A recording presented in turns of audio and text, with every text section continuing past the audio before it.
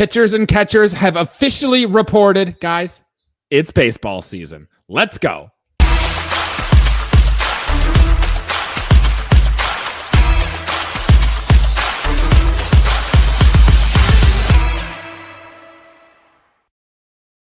Good evening, everybody. It is Thursday, February 13th, and welcome to episode 233 of Buds and Blue Jays. It's your place for all things related to the Toronto Blue Jays. Jesse Burrell joined back again by Jesse Tricio. Glad to have you back, my man. And today on the show, we are going to celebrate pitchers and catchers reporting. We have a lot of news that came out of Blue Jays camp. We will dive into all of that, including comments that Ross Atkins has made about a Vladimir Guerrero Jr. extension, some thoughts about John Schneider and the lineup going forward, and so much more. Plus, we take our final look back at the offseason that just was. Did the Blue Jays did enough? Are the moves we made going to be good enough to take us over the hump? And what is our favorite under-the-radar move that the Blue Jays made this offseason that could pay big dividends going forward? But first, before we get into all that, Jesse, glad to have you back, my man. Welcome back to the show. Pitchers and catchers have reported. How are you feeling?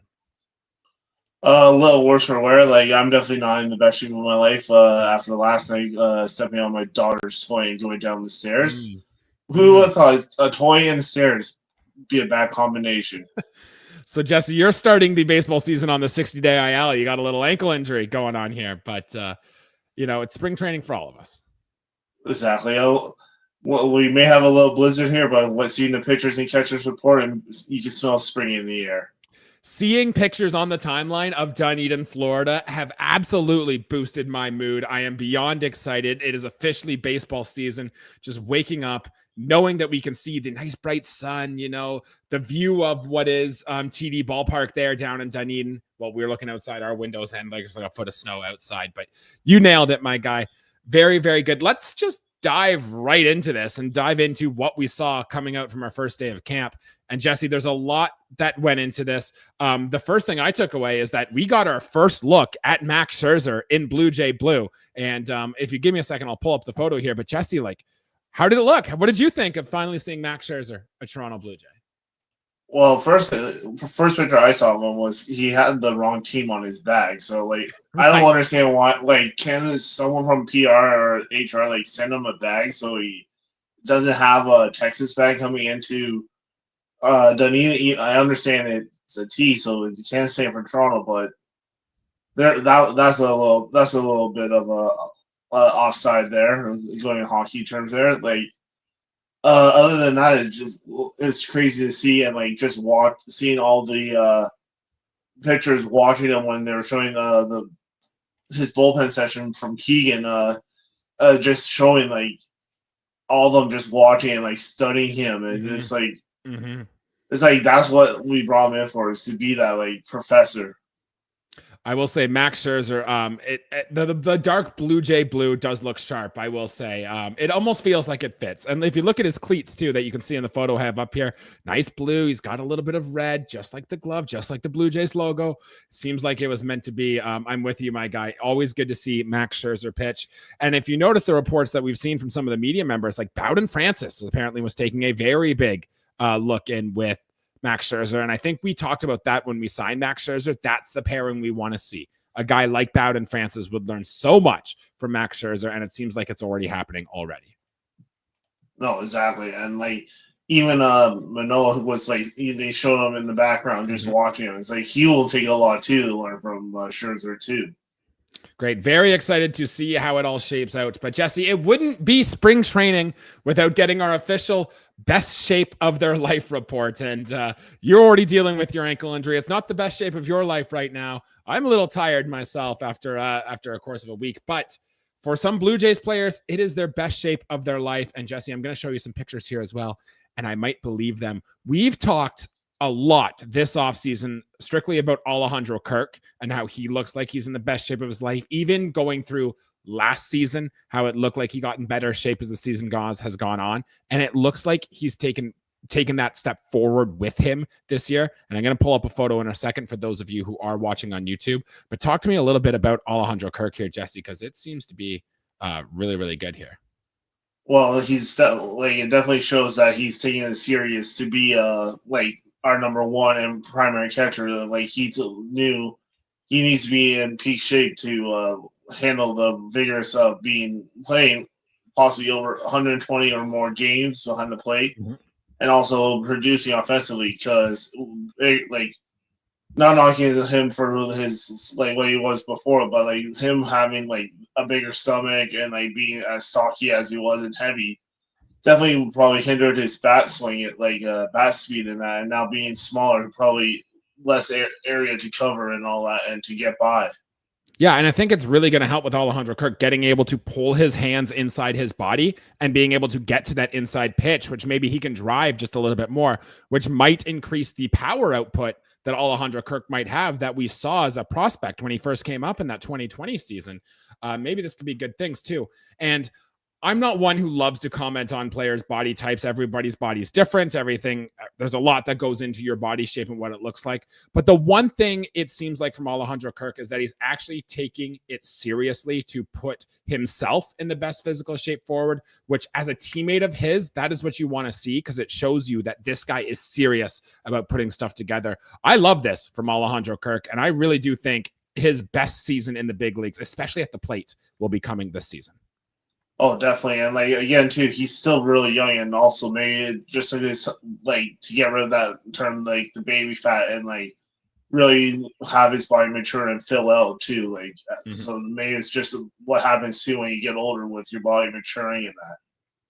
We had another case of some best shape of your life guys, and there's two in particular that had caught my attention. Bo Bichette. Maybe it's just the haircut, Jesse, but I think Bo Bichette looks really sharp. John Schneider himself even said Bo Bichette looks like Bo Bichette again, which is absolutely fantastic, which is what you want to see, knowing that Bo is one of the big X factors for the Toronto Blue Jays this season. And then the other guy who I thought looked sharp was Kevin Gausman, who at 34 years old looks like he's added some weight, but like it looks like he's added some good weight. And I'll pull up another photo here of Kevin Gausman, but like he looks more sturdy and his frame looks more put together, which I think could add to some more strength for him this season, which could maybe, just maybe, get a little bit of extra life on that fastball going in. I'm excited to see Kevin Gausman pitch, but I'll show an image of him here if you have a thought on either of those two, Kevin Gausman or Bo Bichette.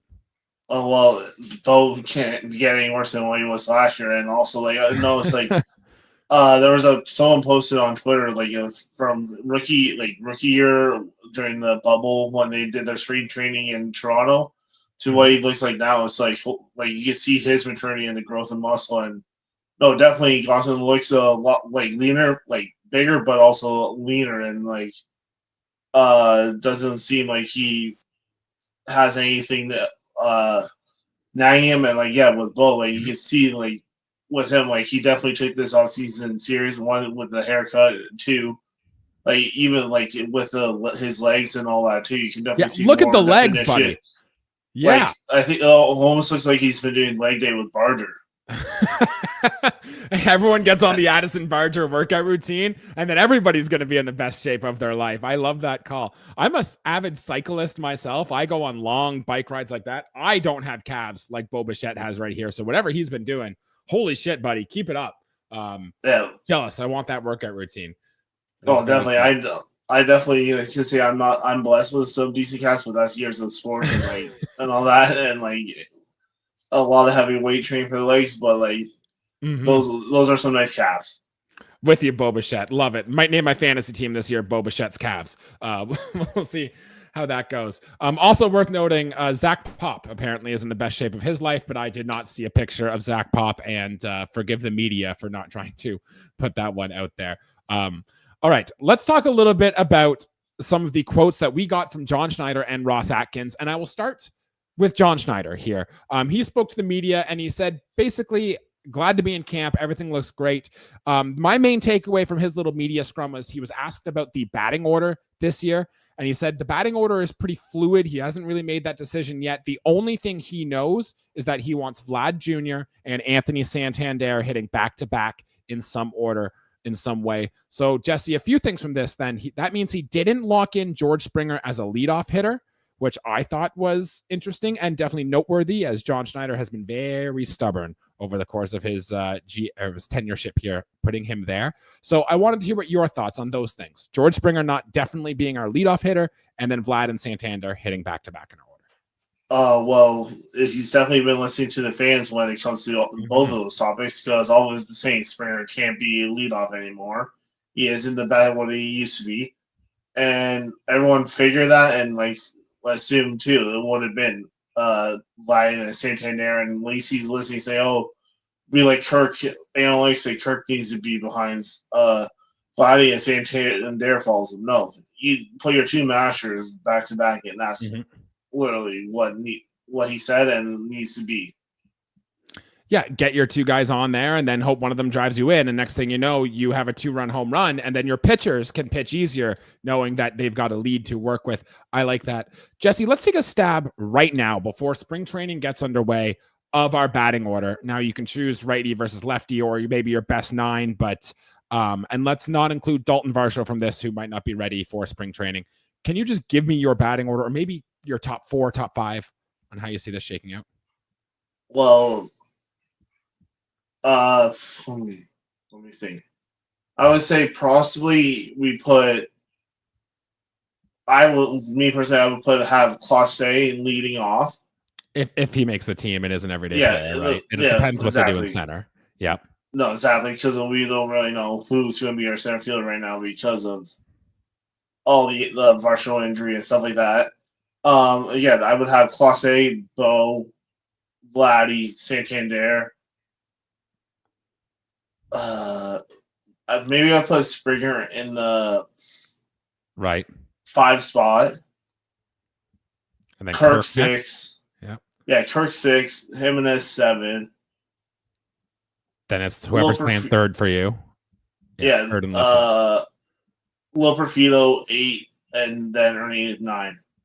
Okay, I'm with you. One, I don't think Jonathan Clase is going to start the year on the team, so there is that. But if he does, I'd probably put him 9, but I don't hate the idea. He does stream like a type of guy out there. I want to see Bo Bichette be our leadoff hitter, right?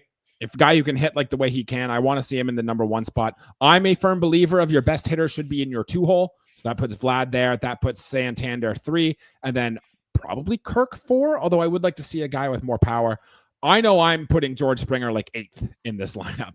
Like he's down there, and I'm kind of buying the Kool-Aid a little bit on Andres Gimenez. I do think he's going to have a little bit of a better year. And whoever is your third baseman, whether it be your Orelvis Martinez, Will Wagner is your DH, or whoever it may be, I'm probably going to hit them pretty high up there in the lineup too. And that's how I would take it out. But it's worth noting, and let's see how George Springer responds when he's not hitting leadoff this year. Now, from the manager to the general manager, Ross Atkins met with the media, and he said a few things, Jesse, that caught my attention. But the very first thing, and what is the biggest story going into camp this year, is about Vladimir Guerrero Jr. He was asked simply, how are things going with that? And we've heard Ross Atkins mumble jumble a lot of bull crap in the past, and it's kind of similar here. But his quote was this. He said, quote, "We've worked extremely hard on keeping Vlad here for a long time. There is that desire is strong, and we will continue to do that." In retrospect, Jose Barrios was also asked about Vlad, and he muttered something along the lines of, Vlad wants to be here. I've talked to him a lot. He really does want to be here. So it sounds to me like the first time in a long time that both camps are trying to both agree that they both want to be here for a long time. Now it's about finding the dollar. How do you feel about this, Jesse, we're 4 days away from Vlad's extension? Yeah, number 4. So how do you think it's going to happen here? Well, I'm not enjoying watching those hit Vlad's Instagram stories because of this, but no, like hearing what Barrios is saying, Vladdy said he wants to stay here, and now Atkins saying that, it's like just get the pen to paper or finger to tablet nowadays with the technology, like just get it done, and if you can. I know everyone thinks Bo's leaving. Like, if you can even get a Bo extension, then we're cooking with gas, and then we still have that core that we can have our window open still for some championships. Yeah, I'm glad you mentioned Bo Bichette there too, because a lot of us haven't been talking about a Bo extension, but this is a big season for him too. Ross Atkins did bring that up about Bo Bichette going to free agency. He even muttered the lines too of like, Bo is a good player for us too. We are excited. He's also the type of player that we want to keep around. And Ross Atkins mentioned another guy today, aside from Bo and Vlad, about who he might want to lock up long-term, and that was Dalton Varsho, who I thought was a kind of interesting name. So, Jesse, do you have a thought on maybe Varsho being included as maybe an extension candidate this spring? Well, he is a platinum glove caliber defensive center fielder. He does have the ability to hit some balls at out of the park and produce offensively, but like we said in the past, if you are solid up the middle when it comes to catchers, short and second and center, that's a recipe for success. So you have one of the best center fielders in the league. I think you'll be fine. Is that fine and have that until you have your Clauses or Alan Roden or whatever or Deshaun Brown, some of those outfield prospects who are center fielders that could possibly make an impact. Yeah, elite center field defense is actually really hard to find across Major League Baseball this year. And if they can lock Dalton Varsho up before maybe he has an offensive explosion with the bat, that could be really good for the Blue Jays. So I can see where Ross Atkins is thinking that. And then, Jesse, you mentioned one other name in that talk there that Ross Atkins also brought up, and that was Alan Roden. And Ross Atkins was simply asked the question, who your farm or who of the young guys are you really excited to see? And 99% of the time when Ross Atkins is asked this question, he mutters something, we love all our prospects. Everyone's the same. People are going to get a great opportunity. But he took a change of tone and called out Alan Roden specifically, praising about how he had jumped a few levels last year. We had Scott Belford on our show a few weeks ago now who was praising Alan Roden, talking about how he really does believe this could be a big step forward to it. I have my thoughts on what this means, Jesse, but I want to hear yours first. Do you take anything away from Ross Atkins calling out Alan Roden? Well, he's pretty much preaching what all of us fans who follow prospects and the farm systems about Alan Roden, who are saying that he should have been on the major league roster last year, but because of service time, they just did some service time manipulation, which it is what it is. Do I agree with it? No, but I don't get paid to do that. So, but no, he's a solid defensively. He was the MVP for Buffalo last year, after coming out from New Hampshire. He would be a very nice piece in our outfield, but also, you'll probably imagine too, is when he usually talks to the prospects, they could be on their way out. That's what I was going to bring up here. It was very out of character for Ross Atkins to go and just mention a guy. You'll remember at the end of season press conference last year too, he had mentioned Alan Roden at the end of there. And the only other time in recent history, I could be wrong, but I feel like Ross Atkins has gone out and mentioned a prospect that he really had his eyes on was Zach Logue, and we sent him out to trade for Matt Chapman 2 months later. So I'm genuinely feel like Ross Atkins might be trying to bump up Alan Roden's value. Remember, he's 25 years old. He still never made the big leagues. And for all the stuff we like in the bat, Ross Atkins never really liked Spencer Horwitz that way either. And they are kind of similar prospects in the way they hit and approach the ball. So I am thinking that also too, with the report that the next Blue Jays move is likely going to come by trade, maybe they're using Alan Roden as a centerpiece in that trade, and that's where I'm thinking this comes from. Oh, definitely, and especially too, where they could be targeting for what they're going to trade for, and the Padres guys, right? They make the most all sense. All the bunch of Padres players. They probably rumors are Machado or even bringing Tatis over. I'm we would love it, but the prices would be pretty steep. Right. Michael King makes more sense to me. Dylan Cease probably makes more sense to me, but Darvish. Yeah, sure. But if it's going to be something like that, it's probably going to take a piece like that, or there might be something that surprises us altogether. But that's what I took from all that. Jesse, some injury news come out of spring. Remember, we ended last season with Bo Bichette injured. Will Wagner was having knee surgery. Dalton Varsho was out. All things go for both Will Wagner. He reports are he's going to probably play some third base and first base this year. He was doing some first base work with Don Mattingly today. So that kind of answers our question of who plays first base behind Vlad. Will Wagner, which likely means he's almost guaranteed a spot on this opening day roster on the bench if they don't add somebody else there. That is good. Bo Bichette has had that pin taken out of his finger. John Schneider already mentioned Bo looks like Bo. All systems go for him going into this season. Dalton Varsho apparently was hitting home runs in batting practice already. With it being middle of February, that's pretty good. He is throwing from 90 feet, so they're still not certain that he'll be ready for opening day, but it does seem like Dalton Varsho is progressing pretty well from that shoulder injury. That is good news. And then one piece of maybe not so good news, that's relief pitcher Eric Swanson has been dealing with a little bit of a forearm issue. It seems like he will be behind the others, but all systems point that he will still be good to go for opening day. I bring that up, Jesse, because he had a very broken spring last year and led to his worst season, and the bullpen kind of needs Eric Swanson to become good again. So take Eric Swanson and then all the positives we have there. Do you have a takeaway from these injury reports coming out of spring? Definitely good to hear about Varsho being throwing 90 feet. Yes, it's not nowhere where his arm should be being a center fielder or outfielder in general, but it is progress, and like they've said, like by the end of May, like end of April, May, he could be back. Latest the All-Star break, so like by sound of it, that he's on schedule. I'd say probably earlier than the All-Star break, unless there's a setback. Yeah, no, exactly. And also, like, how they want to do his rehab stints and all that. The Bo being Bo, that's what we wanted to see. But until we see him in the regular season doing what we know what Bo can do, I won't buy it. This Swanson one, tell me something I haven't heard before about his forearm. Because, like, sounds exactly like last year. Hopefully they really take it slow compared to last year and just rush them in, and doesn't have any setbacks, especially even like with what happened last year. So he can't afford what he had last year with what people know, what happened with his son and all that. But they need to take the forearm situation slower this time, because with how bad he was last year, he needs the proper time to recover so he can be what he was in 22. I'm with you on or that. Or 23, I should say. Yeah, because if we can somehow get the Eric Swanson who was really good his first year here in Toronto, then we're laughing.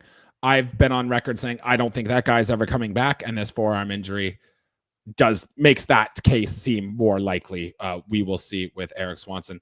The only other notes, Jesse, I picked up out of the first day of pitchers and catchers reporting today. One is that John Schneider said Orelvis Martinez will probably play second or third base this year. Remember, he got into the big leagues at third base his first year here.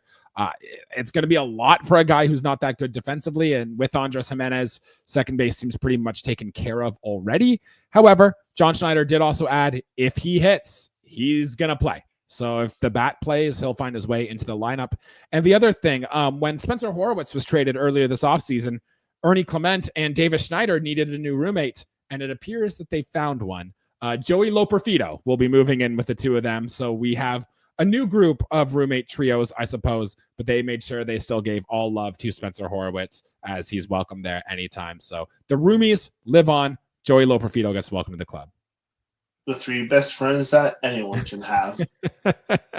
It's a thing of beauty, right? Just a bunch of boys hanging out playing baseball. What's not to love? Yeah, like they're the three guys that probably are the most like especially Ernie Clement, the most like all of us. Just like he's a baseball player, but he more acts like the fans. And his like personal life, and just even the way he acts on the team, is just like, I'm here for the good time and let's have some fun. That's exactly it. I bet you that house would be a lot of fun. Joey Loperfido, too, just seems like a chill guy. He'd be nice to go out and hang out with, have a beer with. I bet you if the Blue Jays ever do clinch, say, that AL East this year, win that World Series title, you can bet they're having a party at that house this year. And that would be definitely where I would want to be. Yeah, if I was getting in there. So good for them. Those are all the takeaways I had from the first week of spring training. Jesse, was there anything else that caught your attention from the first? No, I think we've hit everything, and just with the excitement and knowing that baseball, the season is around the corner, and especially next Saturday is the first spring training game. We're very much looking forward to that. I will have all my eyes. My two eyeballs will be glued to the TV. I'm so excited to see these minor league guys pitch. Like, watch Mason Fluharty come in and pitch 2 innings. I don't care. It's going to be fantastic. Give me some Damiano Palmajami. Like, I am ready to watch these guys. Earth Carter. Some Irv Carter, baby. Like, let's go. I will be locked in to see some of that. I cannot wait to see live baseball again on my television. It'll be fantastic. All right, Jesse, let's take a look now one final time at the offseason that just was for the Toronto Blue Jays. We said at the end of last season that this offseason was going to be very polarizing. And boy, the offseason did not start so good as the Blue Jays were missing out on players left and right. We thought we were interested in Corbin Burns. He went elsewhere. Juan Soto, he went elsewhere. And there were a few more misses in there as well. But ultimately, the Blue Jays did add and did subtract. And I'm just going to go through the names here, Jesse, in chronological order. Some are much more minor, and then some are much more major, but I'm just going to go through the names of all the additions here. And yeah, if you hear one you like that catches your attention, obviously we'll hit the big ones. But if you hear one you like, just stop me, all right? Sounds good. All right. The first addition we made was signing Michael Stepniak. He was an infielder from the Angels to a minor league deal. We got right-handed pitcher Kevin Gowdy. And then we made the big trade, and I guess we should talk about this one here, and that was Andres Gimenez and Nick Sandlin entered our team. Andres Gimenez is going to be our everyday starting second baseman. Nick Sandlin is going to be a bit of vital role in the bullpen. Jesse, 30 seconds. Give me your thoughts on those two players and how they'll affect our team. Like I've said before, I'm excited to see Gimenez. Like I said, I feel like he could possibly be what Robbie Alomar was for the Jays in the 92-93 season. And definitely he'll have to hit, which I feel like Popkins will be able to unleash that from him again. Okay, good. And for Sandlin, and Sandlin definitely has a better left splits against lefties, and I think with his splitter and all that, it should be a really nice piece to the bullpen to face the lefties, since we don't have many lefties in the pen. Just gives John Schneider another option out of the pen, and the Blue Jays desperately needed some guys out of that pen. That will definitely help. And I'm really warming up to Andres Gimenez. The Blue Jays believe in the bat, and I keep looking at that year he had 2 years ago, and I understand there were some things he did that was not sustainable, but I can't help but wonder we're going to get at least a W10 WRC plus out of that bat. And if that happens, oh boy, I'm going to love Andres Gimenez on this team. He's going to be fun to watch. Can't wait to see him. The next move we got was bringing back Jimmy Garcia. And Jesse, we love King Jimmy. Glad to have him back. Very good here. Is he automatically your eighth inning guy ahead of Jeff Hoffman? I would definitely put him there. If not, he'd be seventh. But I know we love him, but the people at the Rogers Center love him more, so they don't have to do a new light show for him.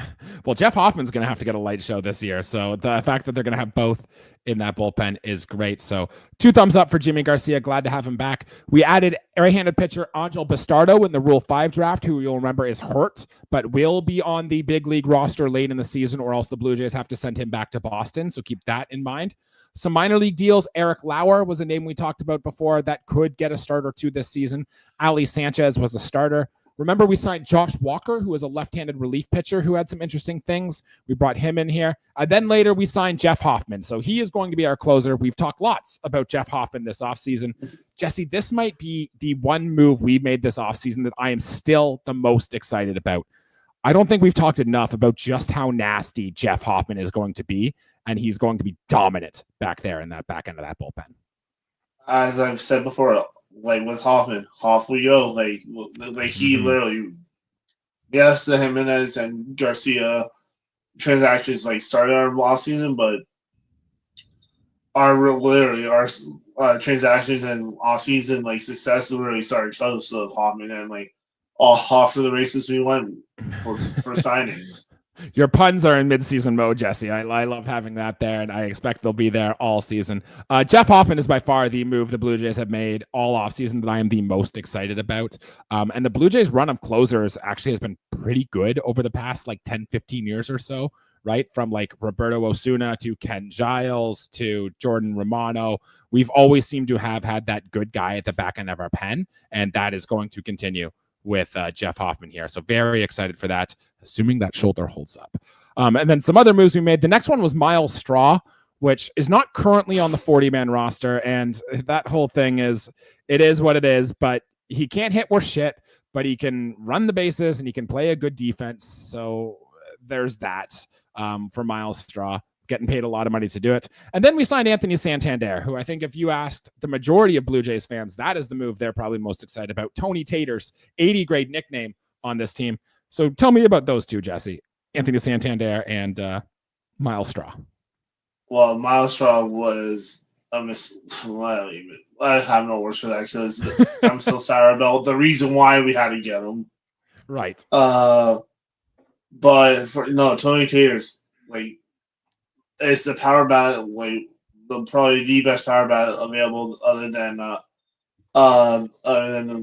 Pete Alonso. Like, he was the number one power bat. He was coveted by Ross and front office from the get-go. Have a history with them too from the Cleveland days. Like, he's definitely the insurance policy behind Vladdy when it comes to like who you're going to face. And yes, he's not the greatest defender, but I feel like I've seen enough clips too of him making some good plays in the outfield where I think he can be viable. Yeah, the thing with Anthony Santander is, like, when we look at what to expect from him next season, like, none of us think he's going to hit 44 home runs next year. Like, we think 44 is going to be his career high, but we all think he's going to hit out in the 30s. And I was looking at his stats the other day, Jesse. Last season, he hit 44 home runs and 25 doubles. So that's 69 home runs and doubles combined. Nice. Yeah, very nice one indeed. The year before, in 2023, he only hit 28 home runs, but also hit 41 doubles. You add those two numbers up together, that's also 69. So I think we're going to get 69 doubles and home runs combined, and do the math on that. That's what, 34 and 35 of one or the other. And so we're getting mid-30s home runs from Tony Taters. Sign me up. I'll take that. So that's what I think we're going to exactly get. And a promotional genius with that nickname too. I'm actually, this is off topic, but I'm trying to think of a way we could have like Tater's Corners or something, or where we can make like a small section of the Rogers Center, like the Santander fan club, like the Tater Tots section or something. I'm working on it there. And if anyone listening has an idea, I'd love to hear it. But yeah. The Spud Club. The Spud Club. Man, yeah, maybe you're onto something. We'll get marketing on the phone here, and we can work on that. But I think that would be great for Anthony Santander. And then some minor moves the Blue Jays have made since then. We signed Richard Lovelady, who we talked about, who could be an interesting part on this. But yep, as Valentine's Day is about 20 minutes away from now, there's probably some puns that could be made there. We signed Christian Bethencourt, who I think we both think is going to be our backup catcher going into camp. Then we signed Adam Kloffenstein to a minor league deal. Max Watley, who I just looked at the Blue Jays transaction list. Apparently we signed him. He's a catcher. I had no idea with him. And then Max Scherzer, obviously, was the other one, the big name we started the episode with. So, Jesse, out of all those additions the Blue Jays have made to their team, 3 questions. 1, give me the one you think is going to have the most impact. 2, give me your favorite under-the-radar addition here. And 3, is that enough? Did we do enough adding to this team to take us forward? I think the biggest impact will definitely be Tony Taters, because it'll give that insurance policy, like I said, and like just make pitchers actually pitch to Vladdy and not try to pitch correct where it was the ground ball, a double play. Probably the most underrated one that people really aren't talking much about is Nick Sandlin. Like, I feel like he is going to be one of those kind of like how back in the day, like how Aaron Loop was just like or Brett Cecil type one, where like just got the job done. Had like there was like nothing sexy about him and all of that. Like just like seeing the name and say, oh, okay. But then it's one of the best ones where they even like how like Steve Delabar the 1 year too, like all-star. Just Steve Delabar, might I add. Exactly. Raise the bar for Delabar. Go on. And did the Blue Jays do enough, do you think? I think we just did enough. Like, we're right at the close where it was like where I feel like I wish we did a little more, but I'm also happy with the pieces they added. Yeah, I still think we're missing one more high impact bat here. However, this does still leave opportunity for a Will Wagner, for a Relvis Martinez, for an Addison Barger to get playing time to really burst on the scene here. And I think the Blue Jays were very careful with wanting to leave room for that to happen. You can include Alan Roden in that list, or insert your Stuart Baroa or Leo Gimenez, whoever you might like. The Blue Jays were trying to leave room in that for this, and I think they've done that, and they're kind of hoping for a breakout on one of those. To answer the questions for myself, Jeff Hoffman is my answer. I think that is the best move the Blue Jays have made this offseason. Assuming there's nothing wrong with his physical or whatnot, I think Jeff Hoffman's just going to be absolutely dominant. And I want to give a very low-key shout-out to, I think, the best move we made that no one's talking about it, and that's Richard Lovelady. Has gone to Driveline, has added so much velocity to his stuff. He could be a very good, consistent bullpen guy out of here that no one's talking about. But there's also the chance, too, he just doesn't make the team out of camp. So well, let's watch him this spring, but could be a very interesting name to go for. And I mentioned off the top that I think the Jays have done enough. Is there any move here, Jesse, for the additions that you think we're going to regret? That was a bad decision for us to make.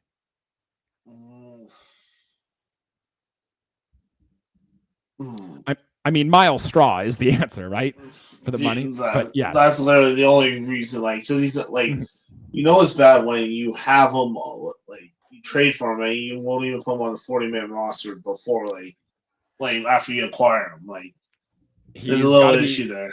He's got to be the most expensive Buffalo Bison we've had probably ever in franchise history. But that is definitely the answer there.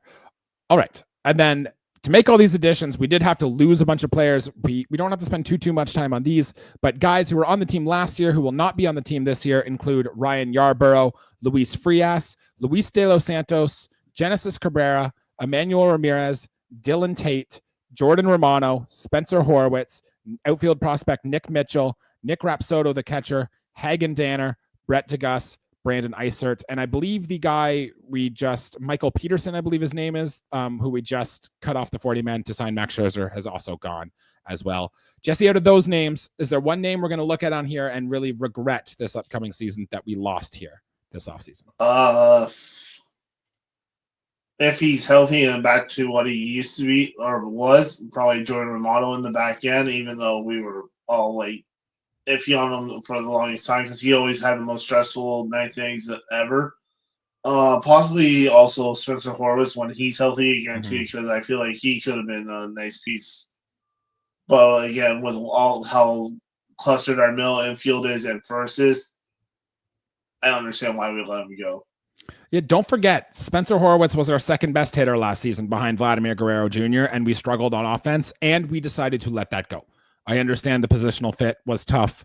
He was never a second baseman and all that stuff too, but he produced. I remember he had a series in Atlanta where he single-handedly carried the Blue Jays to winning that series. So wish him nothing but the best over there in Pittsburgh, which should be a fun, exciting team. My answer here, Jesse, is one minor one we're not really talking about is Hagen Danner, who we talked a lot about early this offseason when he did go to Seattle. I still like the guy. I still think he has the stuff to be in the back end of a bullpen. And I think, he's going to be a guy for Seattle over the course of the season here. Oh, definitely.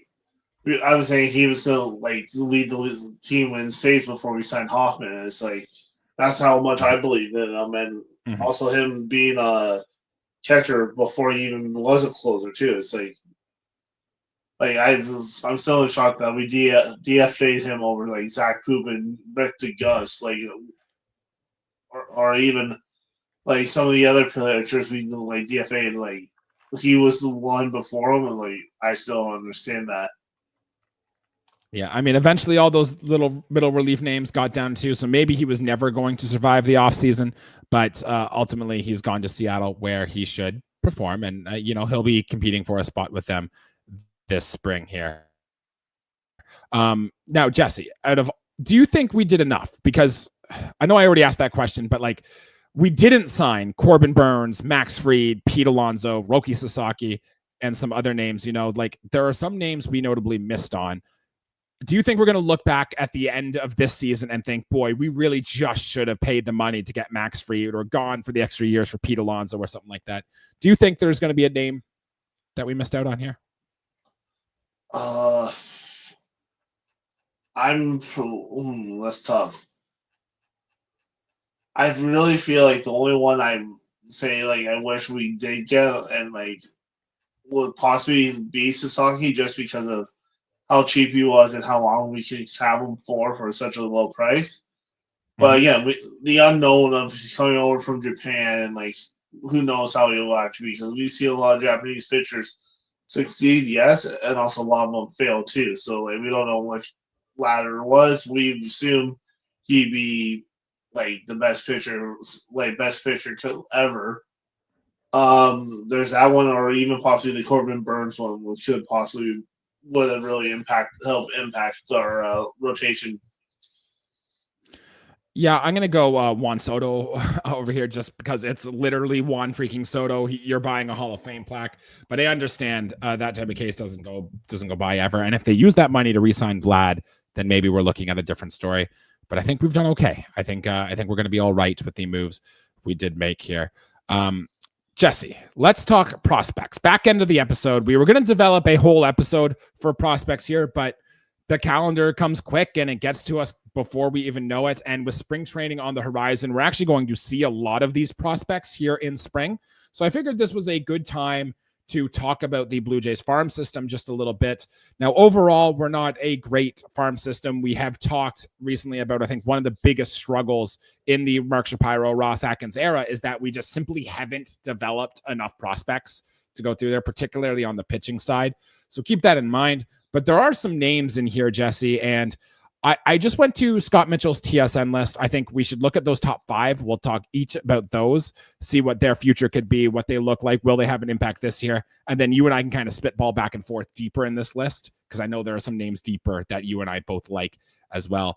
But Jesse, I guess take your favorite prospect or who you think is number 1 on this list, and we'll go from there. Well, I feel like number 1 would have to be normally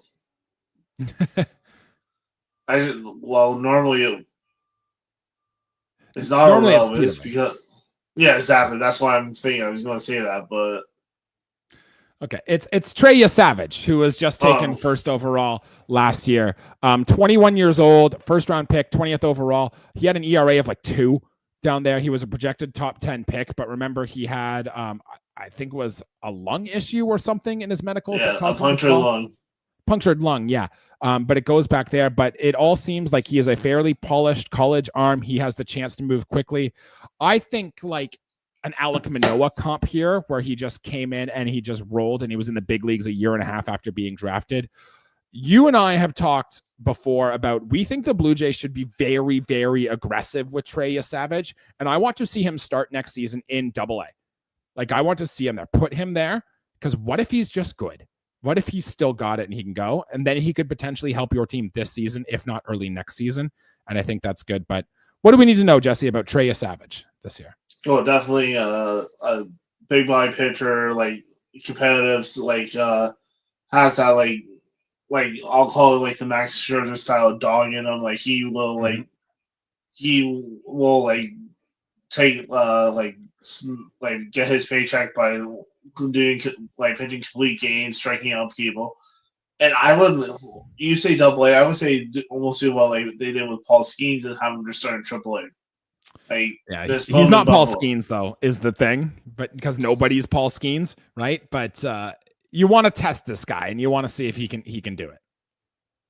No, well, they did that with Manoah. They had him start in Triple-A and pitch 6 games, and then we brought him up and look what he was those first 2 years. So why don't you use this? If it ain't broke, don't fix it. Like, try to put him up there, see if he can be that.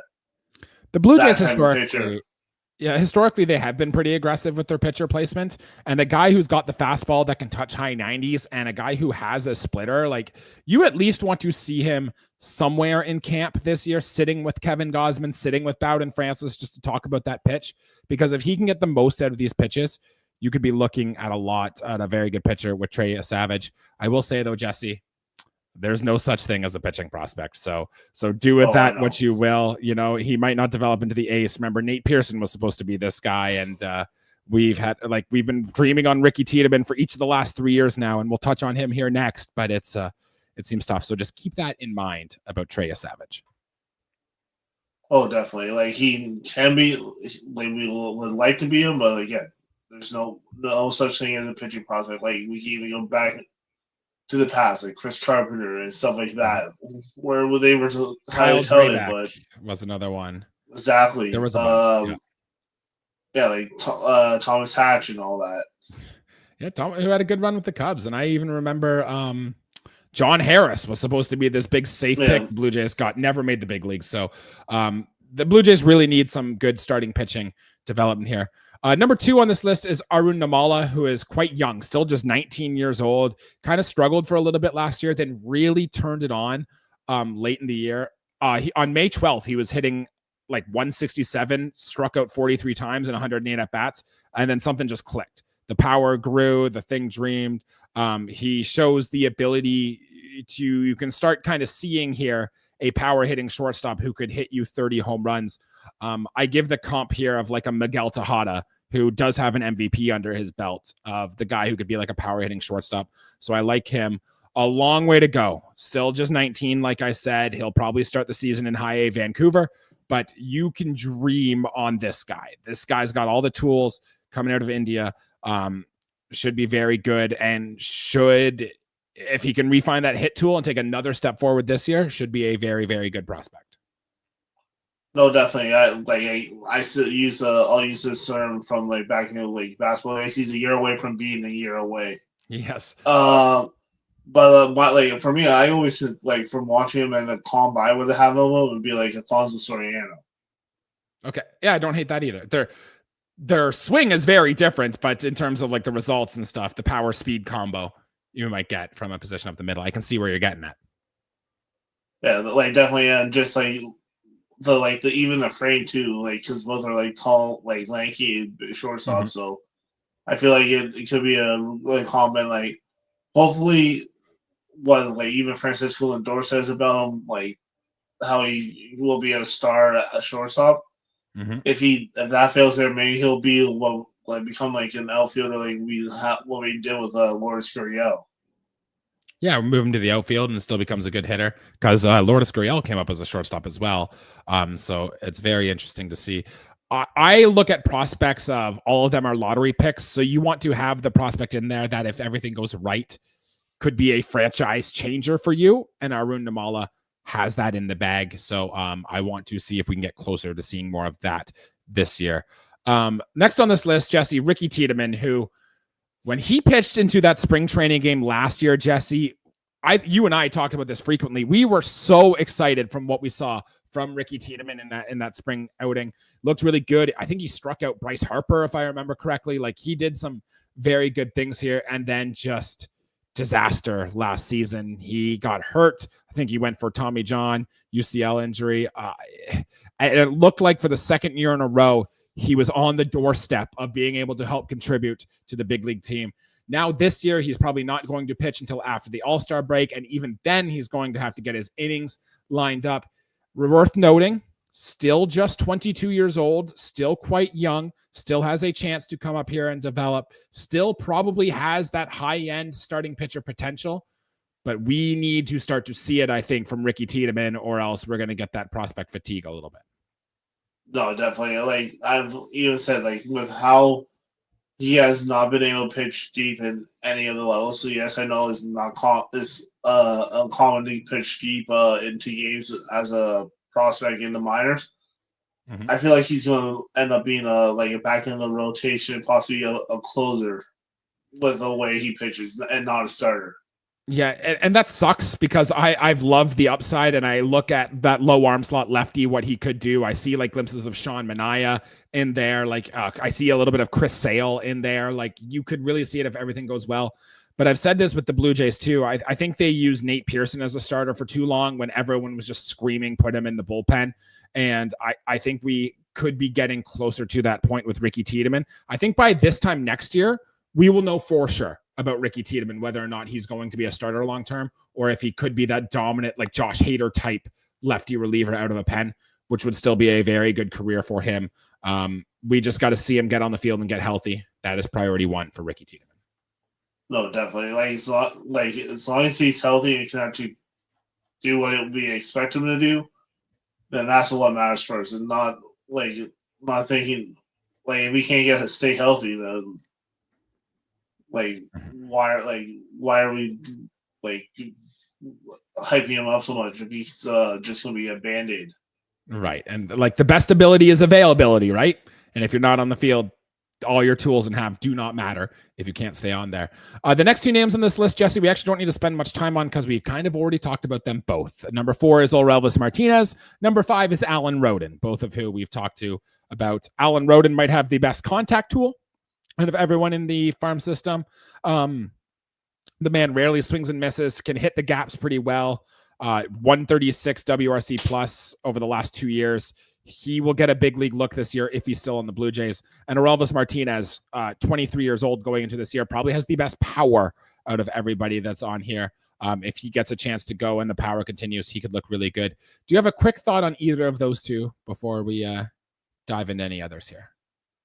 Should be interested to see what they can do and some more ABs during spring training and see if they can break camp, or if they're going to be sent out in a package for someone that, they're saying that that's our next move.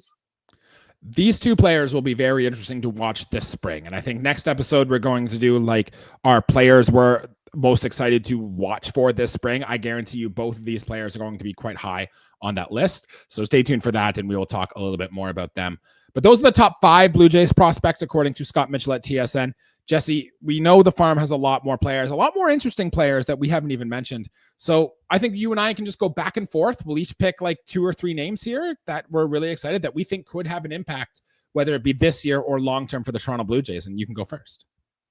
Definitely the first one I'm thinking of is Charles McAdoo, the prospect we picked up in the IKF trade. Last year, he 6'1", plays third base, can also play corner outfield, has pop. I definitely think he can possibly make it up, make his debut this year if there's injuries or if the season's a loss. I feel like he could possibly do that. If not next year, he'll be a major impact when it comes to the third base position.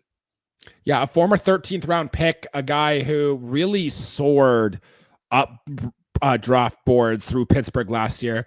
The problem is he only hit 185 in his 37 games since coming over to the Blue Jays last year. But I think give him some time, give him adjustment, put him back in New Hampshire again. There is a non-zero chance you can see him up here because scouts did love Charlie McAdoo quite a bit. And behind Orelvis Martinez, he might have the second best pop out of any prospect in the farm system. Jesse, I think I agree with you on that one there. I wanted to go kind of deeper into the board here of just prospects I really like. And I wanted to talk about Jaron Watts-Brown, who was starting in High A Vancouver last year. He's 23. I believe he went to the Arizona Fall League a little bit this year. 21 starts with a 4.72 ERA down in High A doesn't excite you at all, but I see a devastating slider and a very reliable heater that can have that high ride on that fastball, that good stuff on the slider. It could be very good. I'm expecting him to get into the New Hampshire Fisher Cats rotation this year, and just 23 years old, the former 3rd round pick. I do believe he could be looking at a jump this year. Maybe not as a starting pitcher, but could definitely have a future as a bullpen arm. And Jaron Watts-Brown is a name I want to make sure we pay attention to. Well, definitely one of the more deeper prospects we have, but definitely if you follow Jason prospects, this is a name you hear a lot about. Mm-hmm. All right, Jesse, give me your next one. Who's another prospect we should be paying attention to? Another shortstop prospect that's not named Arjun Damala is Josh Kasevich. Mm-hmm. He's one of the top defensively gifted shortstop prospects we have in our system. His bat is still developing, but it has started to come around. I feel like if we do end up shipping Bo or Bo leaves in free agency and Gimenez doesn't go to shortstop, I feel like it'll be a case of it's job to lose, and like he'll definitely get some serious looks too this year, and possibly push some of our middle depth infielders who will have either options or don't have options, and possibly push them out of the organization, like the players like Schneider or Leo Jimenez, and those types could possibly be behind Kisvich in the depth chart if he continues to develop like he has the last few years. I like the call, Jesse. I really do. I don't think there was a Blue Jays prospect that rose more in prospect rankings than Josh Kasevich last year. The former second-round pick was very good. The defense has always been there, and I think he started to improve people with the bat. And think about the Blue Jays shortstop depth chart right now. You mentioned like Bo Bichette, number 1. Number 2 is probably Leo Jimenez, and Josh Kasevich might be number 3 on that list. If Bo Bichette, for example, has another injury-plagued season, you could be looking at extended big league time for the guy who is now 24. Probably doesn't have much more to prove in the minor leagues. We could be looking at a big league debut this season for Josh Kasevich. Oh, definitely. And like, if he can perform the way he's been the last few years, he'll be up here in no time. Okay, and then for my second one, and boy, I do have a lot of names I really want to shout out here, but I'm going to go with just a personal favorite of mine, and that is Lazaro Estrada, who will likely be starting in AAA Buffalo this year. 26 years old. He's a former international free agent out of Cuba, so I don't know how high the upside could be, but I think I just like this guy just because he threw a no-hitter last year, and the Blue Jays haven't had a guy throw a no-hitter in forever. Lazaro Estrada did that, and it's not just the name Estrada, but if you look at the way he can do things, is he's very good at spinning the baseball. Elite spin rates on that curveball. He gets that rising heater, which I love, and pairs it with a very good changeup. It's a very safe, a very good 3-pitch mix, which for a Blue Jays system that is really lacking starting pitching depth, Lazaro Estrada could be a guy that it wouldn't surprise me if he has like the Maximo Castillo run where he comes in here and makes a good start or two. The upside isn't that high. I get that, but he's just a name I like, and he's going to be one of my guys for this season. No, definitely. If he can throw no hitter, you have stuff. But like again, too, right. TJ Zoik did the same thing, and that is true. So like I say that with a grain of salt. Good point. Good point. Humble me a little bit. He is lower down on the prospect list, but I do like the guy, and I want to be called out from that. Jesse, one more name deep in the system here that you should think we should keep an eye on. Also, like until he's not a Blue Jay, I'm going to still have an eye out on him and see if he can finally develop to what I thought he would, and that's Tucker Tillman. Like he's been one of my prospects of like favorite since we drafted him 2 years ago. He's entering his age 20 season. Hopefully, he can figure it out and like possibly move up the system, and hopefully maybe even get it up to New Hampshire. Yes, I say a lot with how much he's struggled the last few years, but he's just someone I've been following for years, and even before we even drafted him, when he was playing on the Philly skill team with like Brandon Barriera, Drew Jones, Elijah Green, and all that. So he's definitely the one prospect I've been following. Yeah, that's deep down the list here. Still, though, 22 years old. And I remember when we drafted Tucker Tillman, there were a lot of people who saw what you saw in him, the college bat who looked like he really had it all put together. I don't know what it is. Maybe he just fell apart, or maybe he couldn't do the pressure, but the talent is in there somewhere. And maybe it just takes one adjustment from a scout or something to make things click for him. So I do like that call on Tucker Tillman. I'm rooting for the guy, and it'll be a hell of a story if he can get it. Other names that we should probably just make sure we mention here. Landon Morautis, 20 years old. He got hurt. He has Tommy John. He won't be pitching in, like Brandon Barriera and like Ricky Tiedemann, but another name to know from a right hand. That's pretty good. Jesse, neither of us talked about Jake Bloss, who was the big name that we got called over in the Yusei Kikuchi trade last year, who pitched a lot last season, who the Blue Jays wanted to get a big league look last year, couldn't quite do it. He'll be one of our top arms down in AAA. Give me a quick take on Jake Bloss. Definitely be interesting to see what he does in like some outings this spring. Yeah, like you said, he was a big piece of the Kikuchi trade, but like yeah, it should be interesting to see if he's figured it out and like what the struggles he had in Buffalo. Let's see if he like figured that out. Then for me, there's a couple other prospects I was thinking of Yeah, that go ahead. should, Name them. like RJ Schreck or Jacob Sharp, who we both got in trades this last season. I believe Schreck came in the Yimi Garcia trade. Yes, he did. Or Yep. and Jacob Sharp, I believe, came in the Danny Jansen trade to the Red Sox. Like he was a catching prospect.